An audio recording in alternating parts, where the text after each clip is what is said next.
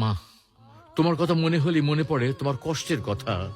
ছোট থেকে বড় হয়েছি, যখন থেকে বুঝতে শিখেছি দেখেছি কোনো না কোনো ঝামেলায় জড়িয়ে আছো তুমি। মধ্যবিত্ত পরিবারের মাসকাবারি গোনা টাকায় সংসার চালানোর মতো নিরন্তর সব ঝামেলা।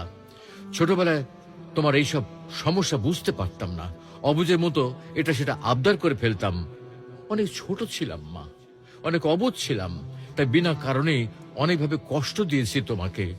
পড়াশোনা করতাম না, স্কুলে যেতে চাইতাম না, সাইকেল নিয়ে সারা দিন রোদে রোদে ঘুরতাম। আর অনেক কিছু করেছি যেগুলো বলে শেষ করা যাবে না মা। মা, বড় হওয়ার পরে একটা সময় আমি বুঝতাম আমার ভুলগুলোর কথা। হোস্টেল থেকে প্রতিবার বাসায় যাওয়ার সময় নিজেকে অনেক করে বোঝাতাম যেন এইবারে আমি তোমার সঙ্গে কোনো খারাপ ব্যবহার না করি। যে কটা দিন থাকতাম কোনো বার পারতাম, কোনো সময় পারতাম না। নিতান্তই অবুঝের মতো সাধারণ সব ব্যাপারে রেগে যেতাম তোমার সঙ্গে। পরে অবশ্য খুব কষ্ট পেতাম। সেসব কিছু এখন অর্থহীন লাগে মা।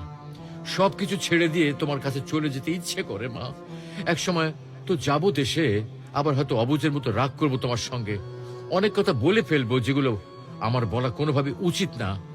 মাগো, মাগো, আমার এই লেখায় আমি তোমাকে যেভাবে বলতে পারি, সামনাসামনি কোনোদিন এভাবে কথা বলতে পারবো না। মা, মা, আমি আমার সবকিছুর জন্য ক্ষমা চাই তোমার কাছে।